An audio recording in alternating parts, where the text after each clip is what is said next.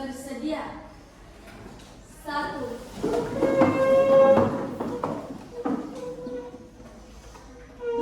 Beri salam kepada Pak Guru. Assalamualaikum warahmatullahi wabarakatuh. Waalaikumsalam warahmatullahi wabarakatuh. 3. Marilah kita sama-sama membaca doa sebelum belajar. Doa dimulai. Bismillahirrahmanirrahim. Rabbi zidni ilman warzuqni fahman. Artinya, ya Allah, ya Tuhan kami, tambahkanlah ilmu pengetahuan dan berikanlah kami paham yang benar. Amin. Dilanjutkan dengan membaca surah An-Nasr. Bismillahirrahmanirrahim. Iza nasrullahi wal fath wa ra'aitan nasa yadkhuluna fi dinillahi afwaja fasabbih bihamdi rabbika wastaghfir innahu kana tawwaba. Shadaqallahul azim. Alhamdulillah. Hari ini sebelum kita memulai pembelajaran, saya akan absen terlebih dahulu ya. Hari ini siapa yang tidak hadir? Ahmad Fadil. Ahmad Fadil kenapa? Sakit. Ahmad Fadil sakit ya. Yang lain? Oh, Muhammad Syamsul Ma'arif. Syamsul Ma'arif ini kenapa? Oh, isi. Yang lain hadir semua ya? Oke, alhamdulillah. Baik. Apa kabar hari ini semua? Baik. Oke. Hari ini kita sudah memasuki bab 2 ya. Kalau materi sebelumnya materi tentang mencintai alam dan melestarikan lingkungan. Ada yang masih ingat materi kita sebelumnya? Oh iya, coba Ora Sastria. Materi kita tentang apa? Salah satu cara melestarikan alam dengan cara membuang sampah pada tempatnya. Betul sekali. Ya, aplaus untuk Ora Sastria. Ada yang lain? Sofia, ya, Sofia. Salah satu cara melestarikan alam adalah menanam tumbuhan yang bermanfaat bagi kehidupan. Oke, aplaus untuk Sofia. Ya. Jadi alhamdulillah kita masih ingat materi kita sebelumnya ya tentang melestarikan alam ya dan mencintai lingkungan. Insya Allah hari ini kita masuk bab 2 mengimani kitab-kitab Allah dan menjadi generasi yang toleran.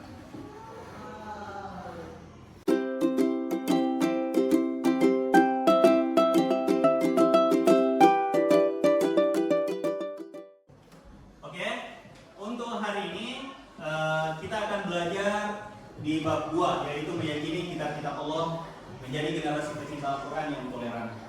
Sebelumnya saya ingin bertanya, ada berapa kitab Allah Subhanahu wa taala yang diturunkan ke muka bumi ini? 4. Ada 4 ya? Kitab apa itu? Taurat, Injil, Zabur, Al-Quran. Intinya 4 ya. Tapi kalau secara berurutan mulai dari Zabur, Taurat, Injil, Al-Quran. Gitu ya. Jadi ada 4. Keempat kitab suci ini itu sumbernya dari firman Allah Subhanahu wa taala yang diturunkan kepada rasul-rasul Allah Subhanahu wa taala yang berbeda. Nah, kitab yang terakhir yang diturunkan kitab apa? Al-Quran. Jelas. Itu kitab suci kita ya. Kitab suci Al-Quran. Oke. Kalau beriman kepada kitab Allah Subhanahu wa taala, itu rukun iman berapa? 3. Tiga, betul. Secara berurutan, rukun iman itu ada berapa?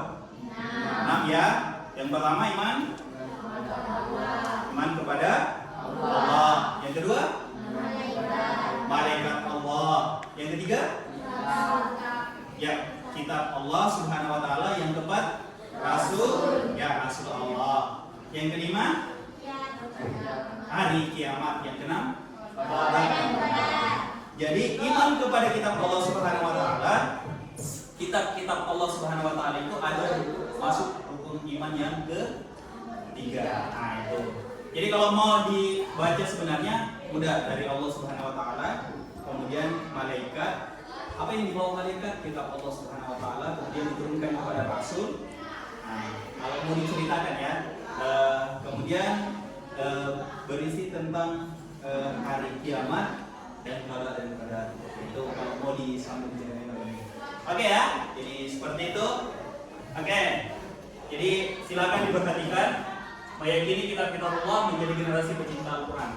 Nah, kitab-kitab Allah Subhanahu wa taala ini sebenarnya dari beberapa kitab Allah yang diturunkan itu bisa memberi gambaran kepada kita bahwa pada dasarnya sumber kebenaran itu tidak hanya satu, ya. Nah, sama dengan kitab-kitab Allah Subhanahu wa taala. Jadi bukan berarti ketika kita mencintai Al-Quran kemudian mau menafikan kitab-kitab Allah Subhanahu wa taala. Artinya tidak beriman atau tidak menganggap kitab-kitab sebelumnya, ya. Jadi generasi toleran itu memahami bahwa ada firman Allah, ada kitab Allah Subhanahu wa taala yang diturunkan sebelumnya. Oke ya. Nah, ini coba diperhatikan dulu. Nah, bagaimana sebenarnya kalau mau dilihat di infografis di buku kita masing-masing itu di halaman 50 itu menjadi pecinta Al-Quran yang toleran ya. Nah, infografisnya seperti apa? Jadi pecinta Al-Quran yang toleran seperti apa? Nih, coba diperhatikan. Meyakini bahwa Allah Subhanahu wa taala telah menurunkan kitab-kitab kepada para rasulnya. Yang kedua, mengimani kitab-kitab Allah Subhanahu wa taala terperinci seperti Taurat, Zabur, Injil, dan juga selain Injil Al-Quran itu juga ada namanya suhuf. Nah, nanti dijelaskan juga ya apa itu suhuf. Nah, selanjutnya meyakini kebenaran Al-Quran dan kebenaran kitab-kitab terdahulu. Ya, pada dasarnya kalau kita sebagai orang Islam pasti yakin dan percaya bahwa sumber hukum dalam agama kita adalah Al-Quran dan Sunnah Rasulullah SAW. Nah, dan yang terakhir, bentuk cinta kita kepada Al-Quran juga itu mencintai Al-Quran dengan cara membaca, memahami, menadaburi, mengamalkan dalam kehidupan sehari-hari. Nah, itu yang paling penting ya. Itu. Nah, buah cinta kita kepada Al-Quran seperti apa? Ini akhlak mulia dan memahami perbedaan dengan umat yang meyakini kitab suci yang berbeda. Jadi itu adalah bentuk toleransi. Ketika kita dapat orang yang mengimani kitab selain Al-Quran, contoh misalnya Injil ya, itu bentuk toleransi kita hargai sebagai perbedaan pandangan dan pendapat. Kita tidak boleh memaksakan bahwa harus sama dengan keyakinan kita. Contoh, misalnya kalau di sekolah kita ada teman kita yang beragama non-muslim, ya, entah agama apapun itu tidak boleh kita memaksakan bahwa kamu harus sama dengan agama saya. Mayoritas di sini adalah orang Islam, itu tidak boleh. Itu intoleransi namanya. Ngerti ya? Ya, seperti itu. Oke, untuk selanjutnya coba kalian buka di buku kita ada menadaburi. Nah, mari bertafakur. Ini halaman 35. Oh, yang mau ya, halaman 35. Ini silahkan dibaca ya. Jadi ini jelas ya, bisa dibaca sambil di buku paket kita ada. Ini perhatikan. Jadi di sini mari bertafakur diceritakan bahwa nih, siswa yang budiman, jika suatu saat kalian punya kesempatan melakukan perjalanan ke daerah Ramanda, Kota Depok, Jawa Barat, kalian akan menemukan fenomena yang unik. Di beberapa lampu merah di kota itu, kalian bisa menemukan sosok mirip anak pang. Pernah lihat anak pang ya? Pernah? Ya. Biasanya kalau gaya anak pang itu yang kalian kenali seperti apa? pakai motor yang modifikasi seperti Vespa dan lain sebagainya ya. Apalagi biasanya kalau bertato, apalagi pirang, ya rambut kayak kenapa ya? Ya, intinya kalau dari segi penampilan itu di luar kebiasaan adat dan kebiasaan kita ya, terutama adat kebiasaan orang timur kan pasti berbeda. Nah, coba kita perhatikan, jadi mirip anak pang dengan wajah dan badan yang penuh tato berkeliaran menjajakan minuman. Tapi di sini jangan takut, karena mereka jago ngaji, ya. Bahkan di antara mereka ada yang hafal beberapa surat Al-Quran. Ada yang punya teman anak pang? Tidak ada. Saya punya teman anak pang. Dan seperti yang diceritakan ini, pertama kali saya ketemu sama teman adik saya ini, anak pang juga. Ya gayanya seperti yang kalian ceritakan tadi, tato, rambut acak-acakan, telinganya agak lebar. Pertama saya ketemu sama dia itu, saya menganggap bahwa anak ini pasti nakal sekali. Itu yang muncul di pemikiran saya. Nah, ternyata setelah saya kenal, saya baru tahu ternyata anak ini namanya L. L ini seorang hafiz. Dia menghafal beberapa juz. Bahkan dia pernah ikut MTQ tingkat provinsi mewakili Kabupaten Sopeng. Itu luar biasanya. Kalau dilihat penampilannya itu nakal sekali. Padahal ketika saya kenal dekat, ternyata L ini pernah bergaul dengan orang anak pang yang hidupnya bebas, tapi ternyata ketika dia dapat hidayah dari Allah Subhanahu wa taala, dia belajar kembali tentang Al-Qur'an dan menghafal beberapa surah di dalam Al-Qur'an sampai menjadi hafiz. Itu luar biasanya. Jadi sama dengan cerita ini. Jadi di Kota Depok ini ada segerombolan seperti itu. Dan ternyata mereka itu tergabung dari komunitas pemuda di Kota Depok yang bernama Laskar Berani Hijrah. Nah ini ya, pada awalnya mereka hanya mengamen di perempatan jalan.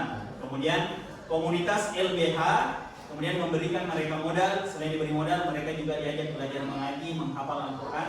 Setiap hari digelar pengajian rutin untuk anak-anak jalanan ini. Intinya, komunitas LBH mengajak anak-anak jalanan untuk kembali ke jalan yang benar agar bisa diterima oleh masyarakat. Jadi seperti itu ya.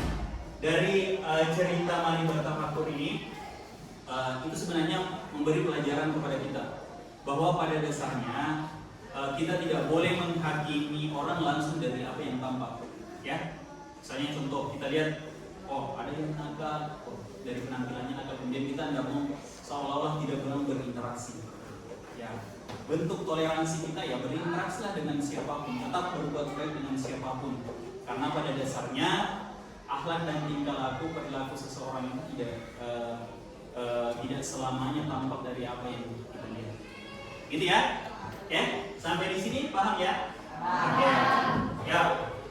Lanjut ke materi kita yang tadi. Oke, apa itu iman kepada kitab-kitab Allah Subhanahu wa taala? Ada yang mau berpendapat? Ya. Menurut kalian apa itu iman kepada? Sebelumnya ada yang tahu apa itu iman kepada kitab-kitab Allah Subhanahu wa taala? Ya, coba angkat tangan. Alif. Ya, silakan Alif. Meyakini kitab suci Al-Qur'an. Oh ya, meyakini kitab suci Al-Qur'an. Ya. Yang lain? Naila? Meyakini keberadaan kitab-kitab yang ada sebelum Al-Quran. Ya, meyakini kitab-kitab yang ada sebelum kitab Al-Quran. Yang lain masih ada? Oh iya, misalnya? Mengakui keberadaan kitab Al-Quran dan kitab-kitab Al-Quran. Ya, meyakini keberadaan kitab Al-Quran dan kitab-kitab sebelumnya. Ya, oke. Alhamdulillah. Dari tiga persepsi yang ada, yang pertama tadi meyakini kitab suci Al-Qur'an. Kitab suci Al-Qur'an. Yang kedua meyakini keberadaan kitab sebelum. Oke, dari tiga definisi yang disebutkan oleh teman kita itu ya sangat luar biasa ya. Itu bagian dari tanda keimanan. Ada yang meyakini bahwa beriman kepada kitab Allah Subhanahu itu adalah meyakini kitab Allah Subhanahu wa taala, kitab suci Al-Qur'an. Ada yang bilang meyakini keberadaan kitab suci Al-Qur'an. Ada yang mengatakan bahwa mengakui keberadaan kitab Allah Subhanahu wa taala. Itu adalah bagian dari definisi beriman ya. Nah, sekarang kita lihat bagaimana sebenarnya definisi beriman kepada Allah Subhanahu wa taala, beriman kepada kitab Allah Subhanahu wa taala. Ini jelas ya. Nah, jadi secara bahasa, iman secara bahasa berarti pengakuan atau ikrar, ya. Pengakuan, ikrar yang melahirkan sikap menerima. Artinya kalau sudah diikrarkan kita menerima, bukan cuma mengatakan bahwa saya beriman, tetapi ada penerimaan bahwa ada kitab Allah Subhanahu wa taala yang diturunkan sebelum Al-Qur'an. Dan juga al-izyan atau tunduk. Nah, sedangkan secara istilah, ya, bisa dilihat iman berarti membenarkan dengan hati, mengikrarkan dengan lisan dan membuktikan dengan perbuatan. Jadi 3 sebenarnya syaratnya. Selain kita ucapkan, itu ada 3 ya. Ucapkan, imani dalam hati, dan lakukan petunjuk sesuai dengan yang ada dalam kitab Allah Subhanahu wa taala. Kitab utama kita adalah Al-Qur'an. Gitu ya. Oke. Selanjutnya, coba kita lihat. Nah, definisi beriman kepada kitab Allah itu meyakini dengan sungguh-sungguh bahwa Allah Subhanahu wa taala telah menurunkan kitab suci kepada para rasul pilihannya. Jadi semua kitab-kitab Allah Subhanahu wa taala itu diturunkan kepada rasul pilihannya. Nah, sekarang ini tadi saya jelaskan bahwa selain ada kitab, ada suhuf. Nah, ini bisa diperhatikan ya. Oke. Kalau kitab, apa perbedaan kitab dengan suhuf? Kalau kitab adalah wahyu Allah yang disampaikan kepada para rasul yang dibukukan dalam satu kumpulan utuh menjadi kumpulan wahyu. Nah, sama dengan Al-Qur'an. Al-Qur'an itu kan ibaratnya dimuat dalam satu buku ya. Sama dengan kitab Taurat seperti itu juga, Injil juga seperti itu. Kemudian Zabur juga begitu ya. Nah, terlebih kitab suci Al-Qur'an yang biasa kita pegang, yang biasa kita baca, itu kan dalam satu buku, itu utuh. Nah, sedangkan perbedaannya kalau suhuf sama-sama firman Allah Subhanahu wa taala, tetapi itu disampaikan kepada rasul tapi masih berbentuk lembaran yang terpisah. Jadi apa perbedaan kitab dengan suhuf? Kalau suhuf dibukukan, kalau Al-Qur'an atau kitab Allah Subhanahu wa taala dibukukan. Kalau suhuf masih dalam lembaran terpisah. Tapi apa persamaannya? Sama-sama diwahyukan oleh Allah Subhanahu wa taala. Betul sekali. Ya. Oke. Nah, selanjutnya ini juga perbedaan kitab. Jadi selain kitab suci yang diturunkan Allah Subhanahu wa taala kepada rasulnya, ada juga disebut dengan suhuf. Yang itu jelasannya tadi ya. Oke. Jadi di dalam Al-Qur'an itu sebagian isi suhuf yang diberitakan dalam Al-Qur'an dan hadis. Jadi sebenarnya isi suhuf itu ada juga isinya yang termuat dalam Al-Qur'an. Itu di dalam surah An-Najm, surah ke-53 ayat ke-36 sampai 41. Apa inti-inti yang masuk itu? Yang pertama adalah seseorang yang berdosa tidak akan memikul dosa orang lain. Ya, sama agama kita mengajarkan seperti itu ya. Artinya kita sendirilah yang akan bertanggung jawab dengan dosa dan kesalahan kita. Jadi tidak ada pelimpahan tanggung jawab dosa. Misalnya contoh, Uyun punya dosa, langsung dilimpahkan, besok dosa saya ambil semua ya. Tidak ada pelimpahan seperti itu ya. Masing-masing orang bertanggung jawab terhadap apa yang dilakukan. Ya. Oke, selanjutnya manusia hanya memperoleh apa yang telah diusahakannya, termasuk ibadah yang kita lakukan, puasa yang kita lakukan, atau sholat yang kita lakukan. Itu ketika kita ikhlas semata karena Allah Subhanahu wa taala, kita akan dapat sesuai dengan apa yang kita usahakan.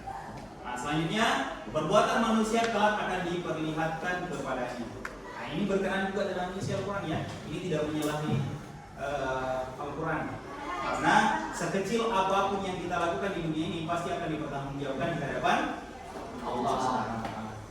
Yang terakhir, perbuatan manusia akan diberi balasan kepadanya dengan balasan yang paling sempurna. Oke ya. Nah, selanjutnya ini bagaimana kita Allah sampai ke kita. Jadi sebenarnya ada jalurnya. Jadi kitab Allah Subhanahu wa taala itu tidak hanya kita langsung menerima satu buku, ada perantaranya.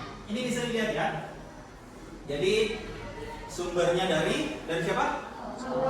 Dari Allah Subhanahu wa taala. Kemudian melalui perantara malaikat Jibril ya. Jibril yang mengantarkan wahyu, membawa wahyu kepada para nabi dan rasul Allah Subhanahu wa taala.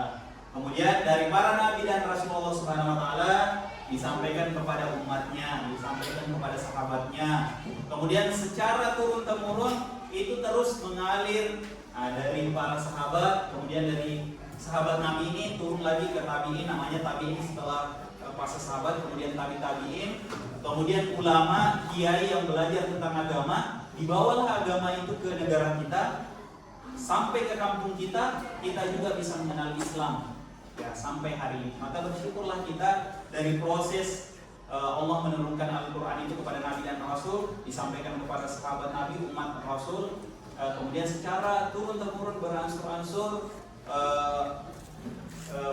dari Nabi kemudian kepada sahabat, kemudian Alhamdulillah agama itu sampai ke tempat kita. Kita pun meyakini agama Islam adalah agama yang benar, petunjuk yang sempurna dalam kehidupan kita.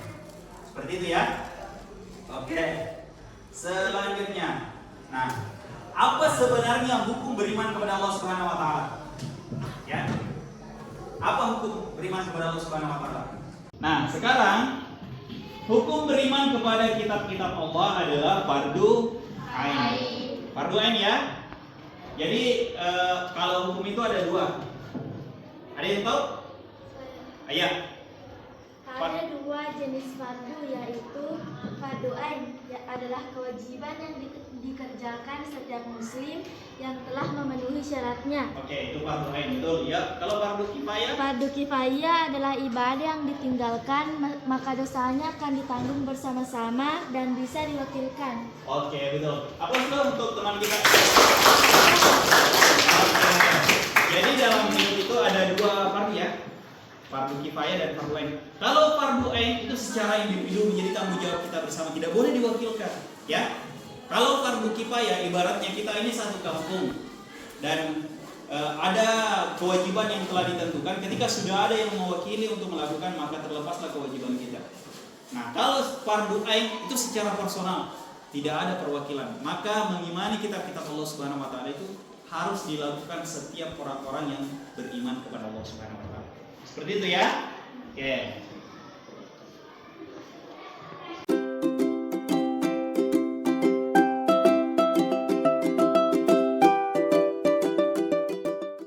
Ya. Oke, alhamdulillah setelah kita belajar hari ini ada yang bisa mengutarakan ilmu apa yang didapat setelah mendengarkan penjelasan materi? Oke, ya Naila, silakan berdiri Naila. Alhamdulillah setelah belajar hari ini ada 4 kitab suci Allah Subhanahu wa taala, yaitu Taurat, Zabur, Injil dan Al-Qur'an. Oh iya, yang diturunkan kepada nabi yang berbeda. Alhamdulillah. Jadi ada tambahan pengetahuan yang didapatkan Naila ya. Oke, terima kasih. Aplaus untuk Naila dulu. Olia, ya, silakan berdiri Olia. Alhamdulillah setelah belajar hari ini saya mengetahui bahwa fardu ain adalah ibadah yang ditanggung sendiri-sendiri, dan fardu kifayah adalah ibadah yang ditanggung bersama-sama. Oke, dan bisa diwakilkan. Oke, terima kasih Olia ya. Aplaus untuk Olia. Ada satu lagi. Ada? Oh ya, Marvin Alif ya. Alhamdulillah setelah saya belajar hari ini saya mengetahui tentang apa itu iman kepada kitab-kitab Allah. Ya. Yang pertama meyakini kitab suci Al-Quran. Ya. Yang kedua meyakini keberadaan kitab-kitab sebelum Al-Quran. Yang ketiga, mengakui keberadaan kitab-kitab Allah Subhanahu wa taala. Oke, alhamdulillah. Aplaus untuk teman kita. Ya, itulah harapan kita ya, setelah mengikuti pelajaran ada tambahan ilmu pengetahuan yang kita dapatkan. Ya. Jadi insya Allah materi selanjutnya akan kita lanjutkan minggu depan. Ya. Namun sebelum kita mengakhiri, ya kita kembali berdoa kepada Allah Subhanahu wa taala mengakhiri pelajaran kita dengan bersama-sama membaca hamdalah dan membaca surah Al-Fatihah. Saya minta kesediaan Martin Nur Arif untuk memimpin teman-temannya. Oke, silakan. Marilah kita bersama-sama membaca doa surah Al-Fatihah. Doa dimulai. Bismillah.